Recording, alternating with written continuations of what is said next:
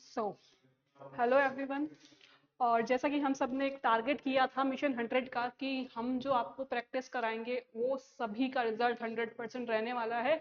और ये टारगेट हम शायद अचीव कर भी पाएँ, क्योंकि जो ये पूरा बोर्ड का पेपर है, जो ये 2025 का जो ये बोर्ड का पेपर आया है, वो पूरा उसी मिशन 100 की सीरीज में से है जो प्रैक्टिस हमने आपको करवाई थी। ठीक है, तो देखते हैं क्या क्या क्वेश्चंस इसमें थे।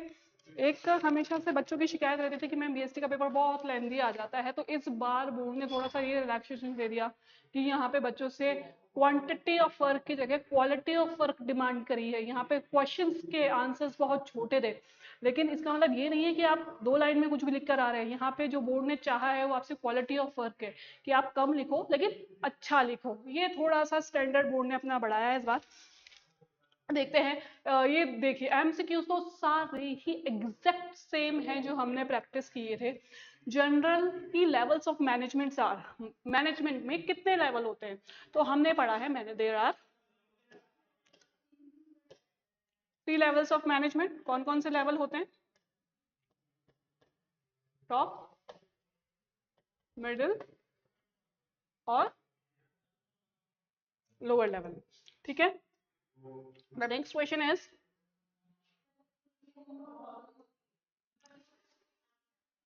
Characteristics of planning is. Planning की कैरेक्टरिस्टिक्स क्या क्या है? Control, direction, futuristic, coordination.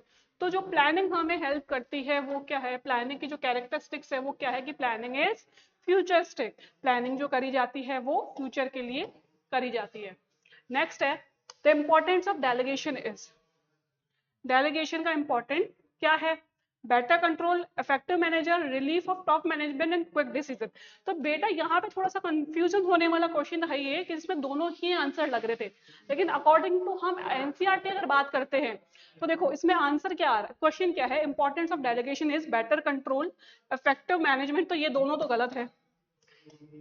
Relief और टॉप मैनेजर, क्विक डिसीजन, ये दोनों हमें सही लग रहा है। लेकिन अगर एनसीईआरटी के अकॉर्डिंग देखें तो ऑप्शन नंबर सी करेक्ट है।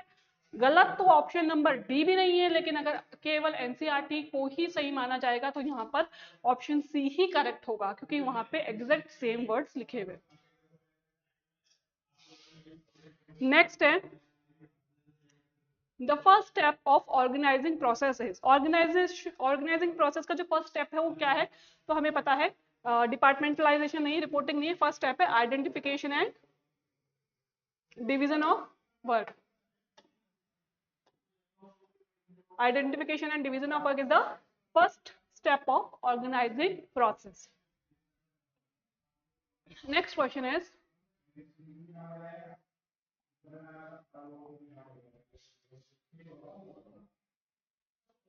on the job method the training is। On job method जो है उसमें ट्रेनिंग का मेथड कौन सा है? On job method, cinema, conferences, case study या कोचिंग।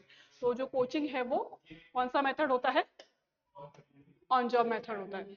ठीक है, next is final step of motivation process.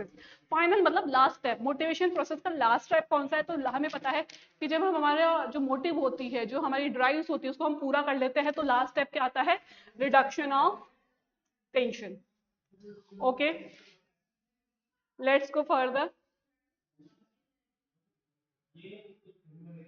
Next है the last need of human being according to Maslow. Last need कौन सी होती है? लास्ट नीड जब आप अपनी सारी जो इच्छाएं हैं, जो आपने सारी जो आपके ड्रीम्स है वो पूरे कर लिए होते हैं, तो जो हमारी लास्ट नीड जो बचती है वो होती है सेल्फ एक्चुअलाइजेशन। ठीक है, तो next is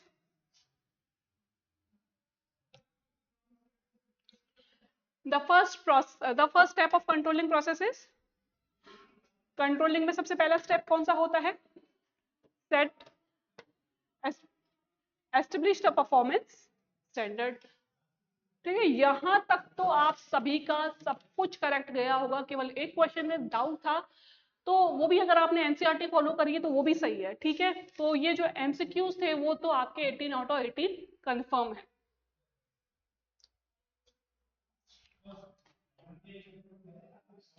the next question is the element of marketing mixes. बहुत बार रिपीट करा है हमने, सॉरी, ये वाला क्वेश्चन है, the element of market mix are involve price. Price किसके अंदर इंक्लूड होता है? प्राइस लेवल के अंदर, ठीक है। पब्लिक रिलेशन, एडवर्टाइजमेंट, पैकेजिंग, इन सब में प्राइस इंक्लूड नहीं होता है। नेक्स्ट है, मार्केटिंग मिक्स में कितने कैटेगरीज होती है? तो 4 कैटेगरीज होती है, 4 पीस होते हैं। तो इसका option number B is correct. तो नेक्स्ट इज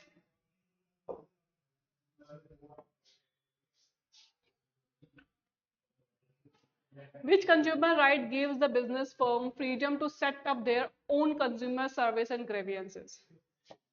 ऐसा कौन सा राइट है जिसमें कंज्यूमर ग्रीवियंसेस और कंज्यूमर सर्विस को सेट करा गया है? तो इसमें अगर हम देखें कि तो कौन सा ऐसा राइट है? ये राइट है कि कंज्यूमर्स की बात, कंज्यूमर्स की कंप्लेंट सुनने का राइट, जो कि है द राइट टू हर्ट, ठीक है। तो next question is help in determining decision, ठीक है। डिसीजन डिटरमाइनिंग में हमें कौन हेल्प करता है? तो इसका आंसर होगा C, policy help in determining the decisions. Next question is Taylor कौन थे? बहुत बार रिपीट हो गया, मैंने आपको बहुत पढ़ के जाने को भी कहा था कि दोनों के बारे में एक बार पढ़ के जरूर जाना। तो Taylor was an mechanical engineer.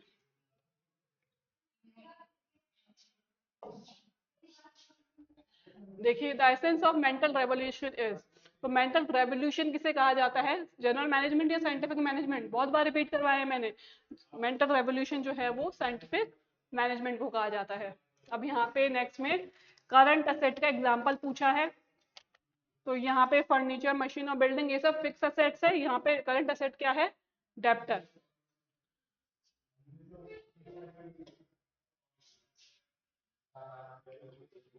Next question is the part of brand which can be recognise but can not be utterable, जिसको हम याद रख सकते हैं लेकिन बोल नहीं सकते, उसको क्या बोलेंगे?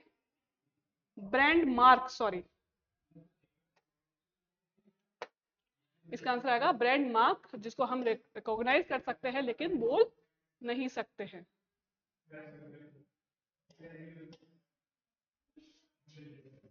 Level of packaging, primary, secondary और टर्शरी या फिर ट्रांसपोर्टेबल पैकेजिंग, ठीक है। तो यहाँ पे कितने लेवल्स होते हैं पैकेजिंग के? They are 3 levels of packaging. अब बच्चे थोड़े से कंफ्यूज होकर आए थे, मैम फिलिप्स में कंफ्यूजन हो रहा है, तो देखते हैं कहाँ कंफ्यूजन आ रहा है फिलिप्स में। Look on dash on jewellery, jewellery में हमें कौन क्या देखना चाहिए? ठीक है, तो यहाँ पे कोई प्राइस, क्वालिटी या फिर डिजाइन देखने की बात नहीं हो रही है। यहाँ पे कौन सा मार्क ज्वेलरी पे है जो हमें देख के खरीदनी चाहिए, वो है। तो यहाँ पे हम कौन सा मार्क देख के ज्वेलरी खरीदते हैं? हॉल मार्क, ठीक है। बहुत कॉमन सेंस वाले क्वेश्चंस थे। नेक्स्ट है dash has same importance for consumer and business, कौन सी चीज है जो कंज्यूमर के लिए भी उतनी ही इंपॉर्टेंट और बिजनेस के लिए भी? तो consumer protection is important for consumer as well as business. तो यहाँ पे आंसर आएगा consumer protection. The next is dash has same importance, sorry, the most popular classification of leadership style is based on। अब यहाँ पे leadership style नहीं पूछी है आपसे, ये पूछा है कि लीडरशिप स्टाइल किसमें कौन सा बेस है। तो बेस होता है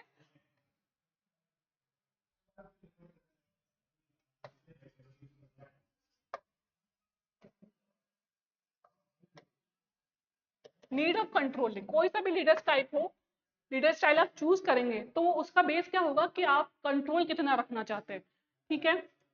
direction is a dash process is very easy, direction is a continuous process. Recruitment कौन सा स्टेप है स्टाफिंग का? तो recruitment is a second step. Dash establish standard for controlling, controlling के लिए स्टैंडर्ड स्टैब्लिश कौन करता है? प्लानिंग। अब यहां तक तो थोड़ी बहुत भी नहीं प्रॉब्लम होनी चाहिए आपको। अब इसके आगे जो बहुत ही इजी आए थे, आई थिंक पेपर में सबसे इजी पार्ट यही था, वो आपके थे very short.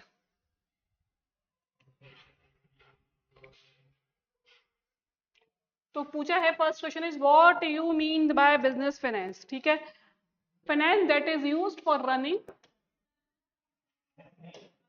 establishing, running and expansion of business is known as business finance. Next is the principle of management are guidelines to action how. तो यहाँ पे पूछा है कि जो principles of management है, they are only guidelines, they do not give the ready-made solution, they only guide the management to react on the situation, they did not give the ready-made solutions. ठीक है. The next question is what is caveat emptor. अब last year caveat emptor आया था जिसका मतलब था let the buyer be aware. यहाँ पे जो आंसर आएगा let the seller be aware. The answer is let the seller be aware.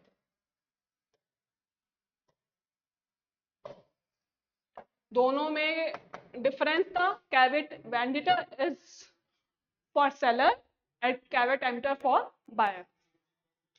Next is how advertisement increase the cost. Yes, ultimately जो एडवर्टाइजमेंट है वो किस पे बर्डन होता है? कंज्यूमर्स पे, because the cost of advertisement is add on the cost of the product and paid by the customer. ठीक है, तो ये आपको अपने पॉइंट ऑफ व्यू से आंसर देना था. ठीक है. Next is write any one advantage of advertisement. तो क्या होता है इसका एडवर्टाइजमेंट कि इससे डिमांड इंक्रीज होती है, कंपटीशन बढ़ सकता है. ठीक है, ब्रांड अवेयरनेस बढ़ती है, प्रोडक्ट के बारे में इंफॉर्मेशन मिलती है. ठीक है. अब अच्छे brand name, the characteristics of good brand name. तो the good brand name can be memorable and easy to pronounce. Let's go further.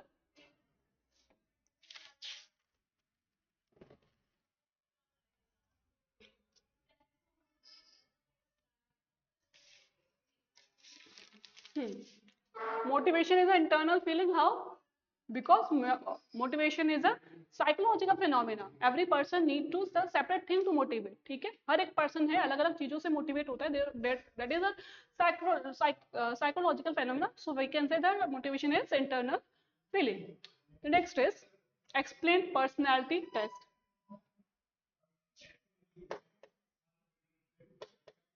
तो पर्सनैलिटी टेस्ट में हम क्या करते हैं? लोगों के बिलीव्स, इमोशंस, एटीट्यूड का टेस्ट करते हैं. ठीक है. Personality test is a type of selection test in which the superior, the examiner test the believes, emotion and attitude of the candidate. ठीक है. The next is in your opinion where functional organization is suitable. तो ये last year भी आया था आपके, वहां पे आया था, और फंक्शन वहां पे डिविजनल ऑर्गेनाइजेशन आया था. यहाँ पे पूछा है फंक्शनल ऑर्गेनाइजेशन कहाँ पे सुटेबल है. तो where the single product line is work और इन अ स्मॉल ऑर्गेनाइजेशन. जो स्मॉल ऑर्गेनाइजेशन होता है जहाँ पे सिंगल प्रोडक्ट लाइन पे वर्क होता है, वहां पे कौन सुटेबल होता है? Functional organization, functional structure. Sorry. Next question है yes in your opinion where sorry ये हो गया. as a manager write the importance of decentralization. यहाँ पे decentralization के importance पूछी है. तो यहाँ पर है, इसमें ये बोल सकते हैं हम decentralization से improve job satisfaction,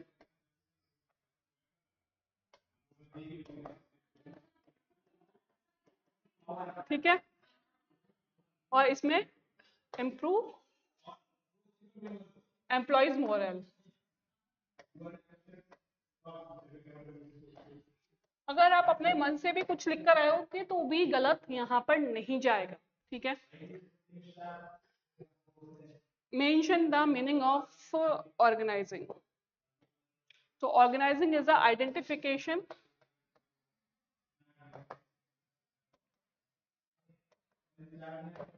and division of work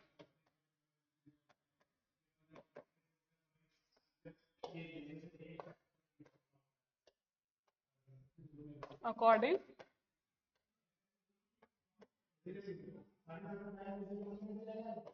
the interest and skill of employee.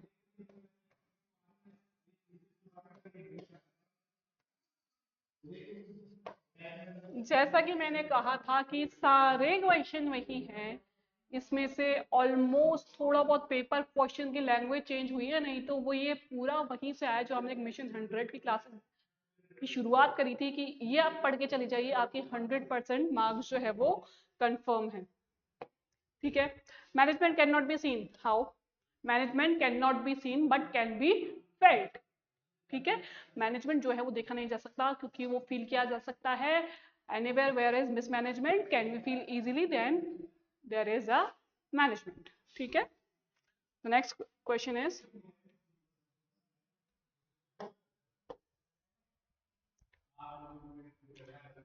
Explain any two functions of management. ये तो आपने कर दिया होगा, हमें फंक्शंस ऑफ मैनेजमेंट पता है कौन कौन से होते हैं। Planning, organizing, staffing, directing and controlling. ठीक है। इनमें से कोई से भी आपको टू एक्सप्लेन करने थे। ठीक है। What do you mean by science? तो ठीक है, यहाँ पे आपको साइंस को डिफाइन करना था। Science is a systematic body of knowledge where experiment, observation and evaluation, observation and analysis is needed to prove any principle of science. ठीक है। नेक्स्ट क्वेश्चन है, ये तो मैंने जो लास्ट वीडियो था उसी में ही आपसे डिस्कस किया था। फॉर्मल कम्युनिकेशन के हमें चार्ट के थ्रू शो करने हैं, यहाँ पे आपको डायग्राम भी बनाना था। तो सबसे पहले पूछा है चेन कम्युनिकेशन। तो चेन कम्युनिकेशन एक सिंगल लाइन कम्युनिकेशन होता है, जहां पे ओनली सुपीरियर जो है वो कम्युनिकेट करता है विद देयर इमीडिएट सबऑर्डिनेट। और नेक्स्ट है फ्री फ्लो।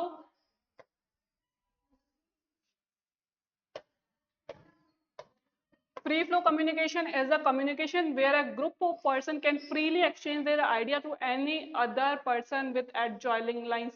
Adjoining lines मतलब जहां तक उनकी लाइन जा रही है वहां पे मतलब किसी से भी बात कर सकते हैं फ्रीली। एक ग्रुप के पर्सन जहां वो फ्रीली अपने ग्रुप के मेंबर से बात कर सकते हैं विदाउट एनी कम्युनिकेशन पाथ। ठीक है। ये आपको डायग्राम भी बना के आना था, क्योंकि यहाँ पे बोला है थ्रू अ चार्ट। ठीक है। आगे चलते हैं।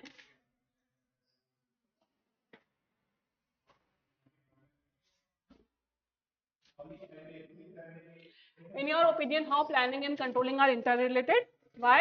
Because planning set standards for controlling and controlling is based on planning for forecasting. ठीक है। तो इस तरह ये दोनों ही आपस में क्या है, इंटर रिलेटेड है। क्योंकि कंट्रोलिंग में जो स्टैंडर्ड सेट होता है वो किसके बेस पे होता है, प्लानिंग में। और प्लानिंग में जो फोरकास्ट की जाती है वो किसके बेस पे होती है, जो कंट्रोलिंग के रिजल्ट हमारे रहे हैं। नेक्स्ट है mention any two advantage of critical point of control and management by exception. तो ये क्रिटिकल पॉइंट ऑफ कंट्रोल, और ये भी मैंने क्लास में भी आपको बहुत बार बोला है, किस तरह के जो ये जो इस तरह के जो वर्ड्स होते हैं वो बहुत इंपॉर्टेंट होते हैं। ये किसी भी तरह से फिलअप में या फिर एमसीक्यूज में या वेरी शॉर्ट में आ जाते हैं। तो मैनेजमेंट बाय एक्सेप्शन क्या कहता है कि if you want to management everything you end up with management nothing. अगर आप सब कुछ मैनेजमेंट करना चाहेंगे तो अंत में क्या होगा, ऐसा हो जाएगा कि आप कुछ भी मैनेज नहीं कर पाएंगे। और क्रिटिकल पॉइंट ऑफ कंट्रोल क्या कहता है कि कुछ ऐसे की एरियाज की फोकस एरियाज होते हैं जिसपे हमें उन्हीं पे ही फोकस करना चाहिए, जो कंट्रोल में रहने चाहिए। उसके अलावा जो बाकी चीजें हैं उनको आपको लेट गो करना चाहिए। आपको हर चीज को मैनेजमेंट करने की कोशिश नहीं करनी चाहिए। नेक्स्ट हमसे पूछा है वर्किंग कैपिटल को एक्सप्लेन करना है, नेचर ऑफ बिजनेस और स्केल ऑफ ऑपरेशन। देखो नेचर ऑफ बिजनेस कि बिजनेस में कितनी वास्ट एक्टिविटीज होती है, कितनी प्रोडक्ट लाइन है। अगर ज्यादा एक्टिविटीज होती है तो वर्किंग कैपिटल भी कितनी लगेगी, ज्यादा। स्केल ऑफ ऑपरेशंस, ऑपरेशंस का स्केल कितना बड़ा है, जो आपका प्रोडक्शन लाइन है वो कितनी बड़ी है। पूरा एक वर्किंग कैपिटल, पूरा एक स्केल ऑफ ऑपरेशन होने में कितना टाइम लगता है। अगर ज्यादा टाइम लगता है कि प्रोडक्शन से लेकर सेलिंग तक बहुत लंबा समय लगने वाला है और आपके पास जो सेलिंग के बाद जो पैसा आने वाला है वो बहुत लंबा टाइम ले रहा है, तो आपको वर्किंग कैपिटल की नीड भी क्या होगी, ज्यादा होगी। ट्रेडमार्क क्या होता है? Trademark is a brand mark which gain the legal protection। ठीक है। इसके अलावा भी आपको अच्छे से एक्सप्लेन करना था, बट मेन तो ये था कि जो ब्रांड मार्क होती है अगर उसको लीगल प्रोटेक्शन मिल जाए तो उसको क्या कहते हैं, ट्रेडमार्क। ये वाला क्वेश्चन देखिए, यहाँ पे आपको एक चार्ट बनाना था प्रोडक्ट्स का, तो टाइप ऑफ प्रोडक्ट का चार्ट बनाना था। कैसे बनाना था देखो, सबसे पहले आपको बताना था प्रोडक्ट कितने टाइप्स के प्रोडक्ट होते हैं। शॉपिंग प्रोडक्ट, कन्वीनियंट प्रोडक्ट और इंडस्ट्रियल प्रोडक्ट। शॉपिंग प्रोडक्ट में कौन कौन सा होता है, sorry there is one mistake. Shopping product में होता है कन्वीनियंस और शॉपिंग। यहाँ पे दूसरा है ड्यूरेबिलिटी। ड्यूरेबिलिटी में कौन कौन सा हो जाएगा, ड्यूरेबल और नॉन ड्यूरेबल। इंडस्ट्रियल में क्या है, रॉ मटेरियल, कैपिटल आइटम और सप्लाईज। अगर आप इसमें से कुछ भी, ऐसा निराश मत होना बेटा, अगर इसमें से आपका कुछ रह भी गया है तो आपको ऐसा नहीं है कि नंबर नहीं मिलेंगे, आप लिख कर आए हो, that is the most important thing. ठीक है,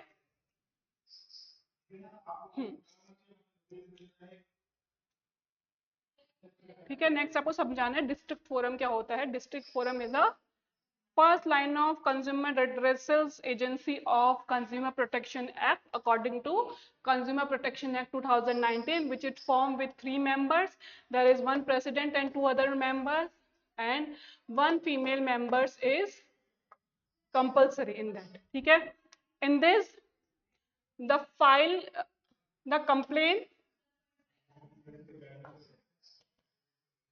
that are between 20 lakhs to 1 crore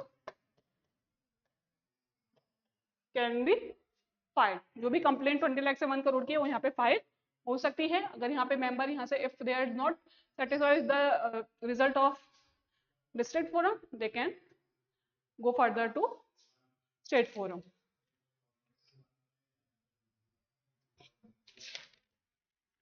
long question को थोड़ा सा हम थॉरली देखो बेटा, यहाँ पे एक थोड़ा सा ये हो गया कि आपके जो ये चैप्टर नंबर 3 है वो वहां से हमें ब्लूप्रिंट में नहीं दिया था कि लॉन्ग क्वेश्चन आएगा, वहां पे हमें पता था कि एक वेरी शॉर्ट और एक शॉर्ट क्वेश्चन आएगा। लेकिन यहाँ पे जो लॉन्ग क्वेश्चन आया था वो भी बहुत ईजी था कि यहाँ पे डायमेंशंस ऑफ आपसे बिजनेस एनवायरनमेंट पूछे थे, तो आपको सारे डायमेंशंस आते हैं। हमारे 5 डायमेंशंस होते हैं बिजनेस एनवायरनमेंट के, कौन कौन से हैं, economical, legal, sorry legal, economical, political, social and, ठीक है, ये तो सारे टेक्नोलॉजिकल, ये सारे एनवायरमेंट है, इनको आपको एक्सप्लेन करना था। तो ये तो वैसे भी बहुत इजी क्वेश्चन था। अगर हम आगे चलते तो यहाँ पे बच्चों को थोड़ा सा प्रॉब्लम आया था कि मैम प्रोसीजर को हम कैसे 3 मार्क्स में एक्सप्लेन कर सकते थे।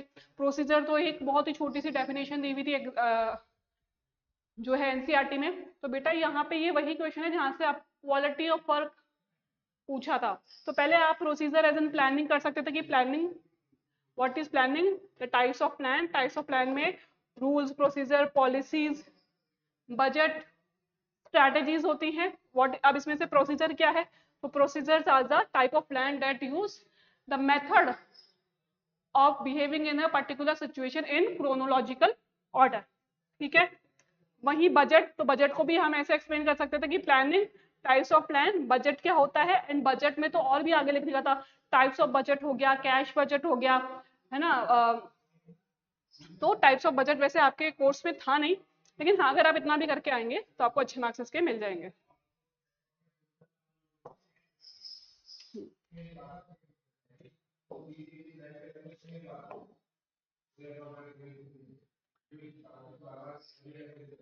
अब यहाँ पे एडवांटेजेस और डिसएडवांटेजेस पूछी है डिपार्टमेंटल स्ट्रक्चर की। अब डिपार्टमेंटल स्ट्रक्चर बेटा यहाँ पे डिविजनल स्ट्रक्चर है, यहाँ पे डिपार्टमेंटल स्ट्रक्चर लिख दिया। तो अगर हम इसके एडवांटेज देखें तो specialization of product, sorry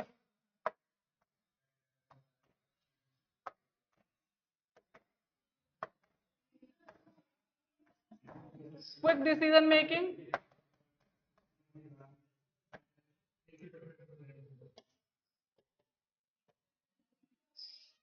clear roles, ये हो गए किसके एडवांटेज, हो गए डिपार्टमेंटल स्ट्रक्चर के। और डिसएडवांटेजेस क्या क्या है?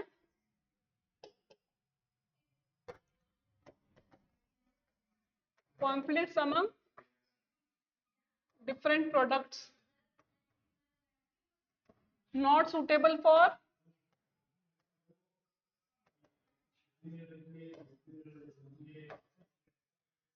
not suitable for single product line. जो सिंगल प्रोडक्ट लाइन पे काम करते हैं वहां पे डिविजनल स्ट्रक्चर सुटेबल नहीं है। The next question is what is working capital? Give any two examples. Working capital क्या होती है? तो working capital is a mixture of current assets and current liabilities. ठीक है, वो आपको पूरी डेफिनेशन बतानी थी और इसमें टू एग्जांपल्स पूछे तो करंट असेट्स और करंट लायबिलिटीज को अगर आप डिफाइन करके आए हो तो आपका आंसर करेक्ट है। उसमें अगर कोई से भी two types of debtors creditors भी लिख कर आए हो तो उसमें भी आपको नंबर मिलेंगे, आपका आंसर गलत नहीं होता है यहाँ पे। The next question is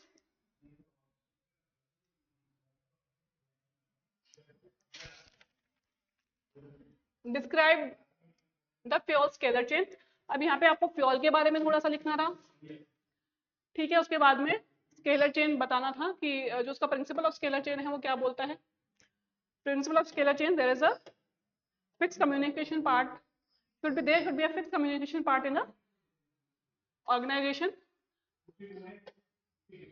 The employee should follow this part, जिसमें क्या होता है, अब आप इस तरह का डायग्राम बना के उसको एक्सप्लेन भी कर सकते थे एग्जांपल के थ्रू। अगर आप लिख कर आए हो तो आपको इसमें पूरे नंबर मिलने वाले हैं, कोई टेंशन लेने की जरूरत नहीं है। तो इसमें जो ये ए सुपीरियर है, B C D E F G, और इसमें आप गैंग प्लैंक भी बता सकते थे,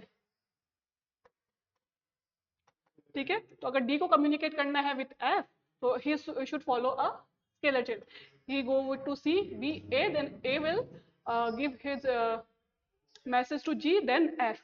लेकिन अगर कोई आपको कोई डिसीजन लेना है तो आप गैंग प्लान का यूज कर सकते हो और आप डायरेक्टली जाके एफ से बात कर सकते हो। तो ये पूरा जो इजी था बिल्कुल ही इजी था, 4 नंबर में तो आपको बिल्कुल फ्री के मार्क्स मिले हुए हैं यहाँ पर। बहुत इजी पेपर आया है वैसे तो इस बार, ठीक है। नेक्स्ट है as a manager explain first 4 step of selection process. तो कौन कौन से है फर्स्ट 4 स्टेप देखते हैं। First step primarily screening,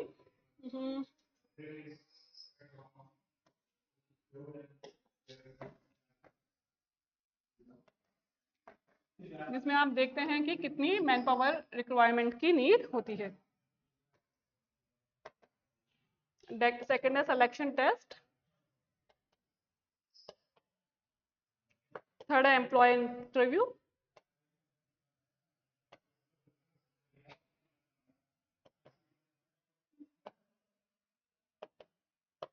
and next है बैकग्राउंड चेक। ये फर्स्ट 4 स्टेप ही आपसे पूछे गए थे।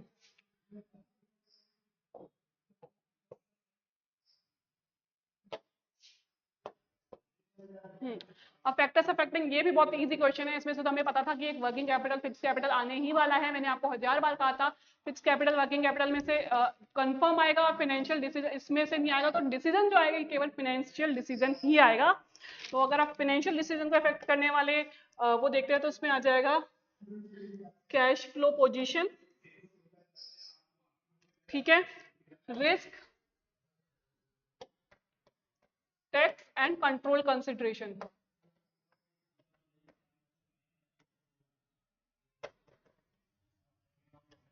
कैश फ्लो पोजीशन, अगर आपकी कैश फ्लो पोजीशन अच्छी है तो आप डेब्ट ऑप्ट करेंगे।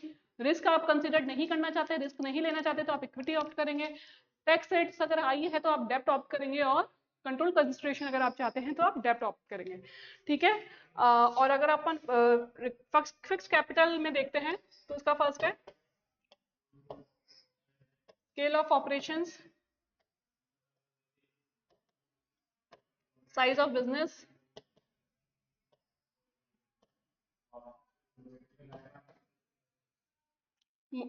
मॉडर्न टेक्नोलॉजी,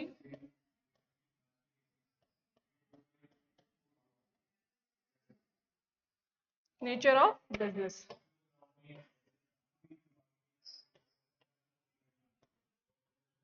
अब जरूरी नहीं है जो मैं बता रही हूँ वही ये पॉइंट आप लिख कर आए हैं तो सही है, अगर आप इसके अलावा भी जो बुक में से अदर पॉइंट लिख के आए हैं तो वो भी सही है। मैं आपको एक रेफरेंस के लिए, एक आइडिया के लिए पॉइंट्स बता रही हूँ कि इसमें ये वाले पॉइंट्स आपके आएंगे। तो बेटा पेपर तो आपका बिल्कुल ईजी था। एक जो आपकी कंप्लेंट की पेपर बहुत लेंदी आता है और छूट जाए, वो कंप्लेंट भी इस बार नहीं रही होगी। तो आई होप जो ये 100 मार्क्स का हमने जो मिशन लिया था वो ज़्यादा से ज़्यादा बच्चों ने कंप्लीट करा हो। और best of luck for your result. Thank you so much.